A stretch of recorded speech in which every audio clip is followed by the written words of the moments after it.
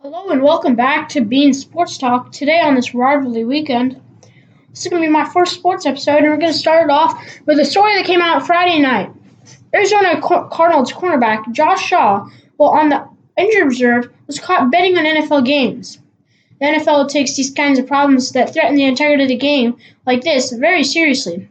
He was on the IR at the time, but is still not allowed to do that. He has been suspended indefinitely through the 2020 season. Shaw has been high profile. In fact, when he was in college at USC, he had claimed to sprain his ankle jumping from a two-story building to save his 7-year-old nephew, but he had been really running from the police. He was suspended for the entire college season. It's very rare for a player to get suspended for betting, but one of the most important cases is Paul Hornung. He played running back for the Packers and was suspended for a year betting on NFL games. He eventually, controversially, entered the Hall of Fame later. If Josh Shaw is going to appeal his suspension, he must appeal in the next 3 days. That wraps up that story. Moving on to the NBA. The Lakers continue a 9-game winning streak, now 10 games, as they are 7-2 on the year, tying the franchise best. Anthony Davis has turned into another Lob City, having Rajon Rondo and LeBron James feed him dunks all game. Anyway, more in the NBA, Trae Young scored 49 points in a 1-point loss to the Pacers, and James Harden is leading the league with 37.7 points per game. LeBron getting some of those assists to Anthony Davis averages 11 assists per game, leading the league. Andre Drummond brings up the rebounding first place with 17.1 per game, and Anthony Davis is leading the league in defensive blocks per game with 2.83 blocks per game. Oh, and I had to throw this in just to make it fair. James Harden is leading the leagues in turnovers with 5.28 turnovers per game. And that's kind of what's making the Rockets offense struggle this year. As trying to find a rhythm with Russell Westbrook, he's struggled, committing a lot of turnovers, which is costing the Rockets games. But what's a major surprising story for the NBA has been Luka Doncic. He's been putting up triple-doubles, and he's been on fire this month. It has been a historic month for him. Him and the Mavericks are playing great this year, and I think they have a chance to make it to the Western Conference Finals. But over in the East, Giannis and the Bucks are looking sharp, although I have a feeling the 76ers could pull off a quick one in these semifinals. That's going to wrap it up from the NBA segment, and we're going to move on to the main part of today, college football. Since I posted this video a little bit late, we're going to only focus on a couple games that haven't already happened. The main game of the day, Ohio State-Michigan, big rival game, has already started, sadly, because I didn't post in time. That's okay. So some of the games I'm going to dissect, we have number 5 Alabama versus number 15 Auburn at 2:30 CBS.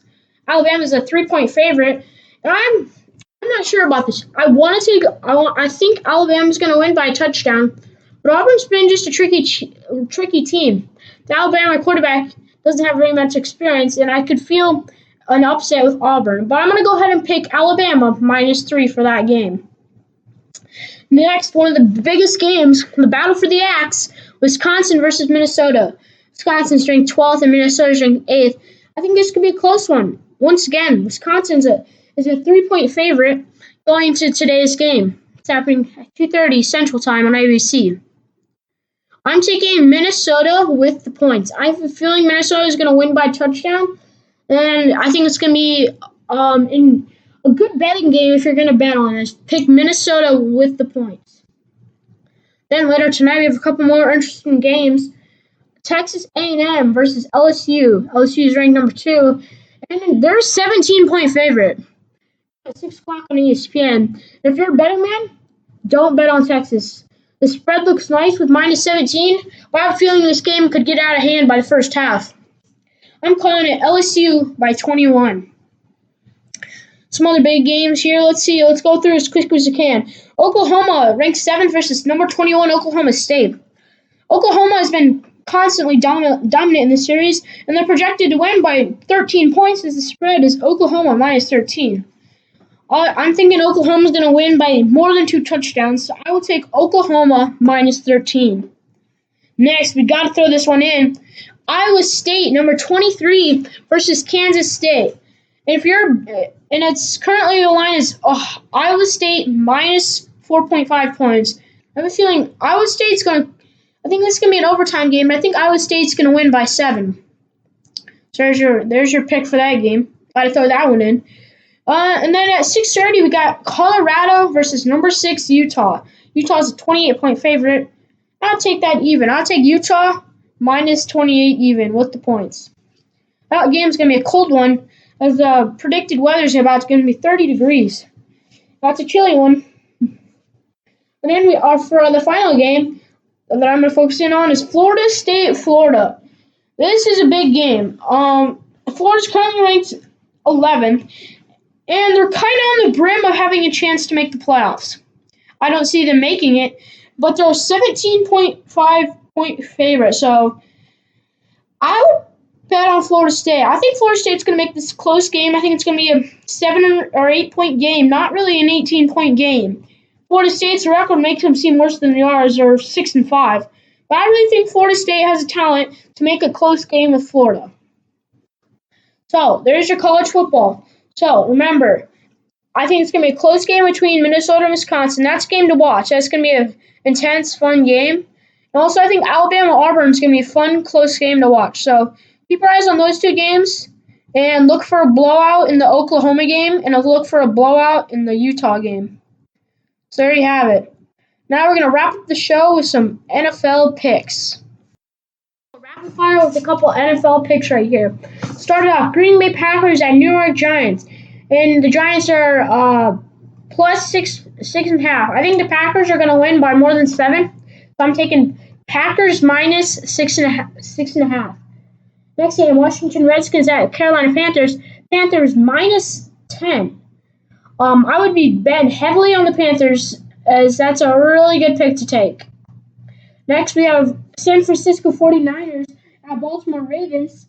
The Ravens are favored by 5.5 points, and I'll take the Ravens minus 5.5. I think the Ravens are going to win by at least a touchdown. Next, we have Tennessee Titans at Colts. Colts the Titans are actually favored by 2.5 points, which is kind of surprising. Although the Indianapolis Colts are a very beat-up team. I'm still going to take the Colts. I think the Colts are going to win by a field goal. Then we have Eagles at Dolphins. Dolphins plus 10 points. I think it's going to be closer than 10 points. I think it's going to be a 7-point game. So I'm going to take Dolphins plus 10. That might surprise you, but I think it's going to be closer than a 10-point game. Next, we have Buccaneers at Jacksonville Jaguars.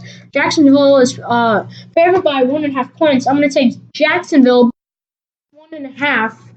So I think Jacksonville is going to win. So I don't think the points really matter in that situation. In the next game, we have Cincinnati versus the Jets. Cincinnati plus 3. I think this is not going to be a game the Bengals win. I think the Jets are going to win by at least 7, so I'm taking the Jets minus 3. Next, we have the big rematch. Browns versus Steelers. Let's see if there's any thrown helmets this time. And, another big story. Browns coach was caught wearing a shirt at the movies reading, "Pittsburgh started it." Going back to the incident between Myles Garrett and Mason Rudolph, although neither of them are going to be playing. And Pittsburgh's predicted to lose by 2, so it's Pittsburgh plus 2. And I'm going to take the Browns. I think the Browns, ever since that incident, have came out with a lot of energy in their games, and I think that's going to apply when they play the Steelers. Los Angeles Rams versus Arizona Cardinals. Arizona Cardinals are plus 2.5, and this is a big game to bet on. I have a big feeling the Rams are going to blow out the Cardinals and try to get their season back on track. So definitely take the Rams in this game. Then we have Raiders at Chiefs. Chiefs minus 10. This is a game that I would bet on the Raiders. Raiders plus 10 is a juicy bet. And the Raiders aren't that bad of a team, and the Chiefs have been struggling recently. We got Chargers, Broncos. Broncos plus 3. I'm going to be taking the Chargers here. I think the Chargers will win by at least 7, covering the spread. Patriots, Texans. Texans plus 3.5. I think this is a game the Patriots offense will get back together and score at least more than 21 points this game. So I have a feeling the Patriots will cover the spread. And to wrap up my picks, we have the Vikings, Seahawks. Seahawks minus 3. And this is a bet that you could go either way on. This is a very unpredictable game. The Vikings and Seahawks have been both having really good seasons this year, but I'm gonna have to take the Seahawks -3. I think they'll win by I think the Seahawks are gonna win by a touchdown, but this game is really a coin flip. That's going to conclude our fourth Sports Talk episode. Hope you enjoyed and drop a like and a sub if you feel like it, and comment down below any suggestions. Peace.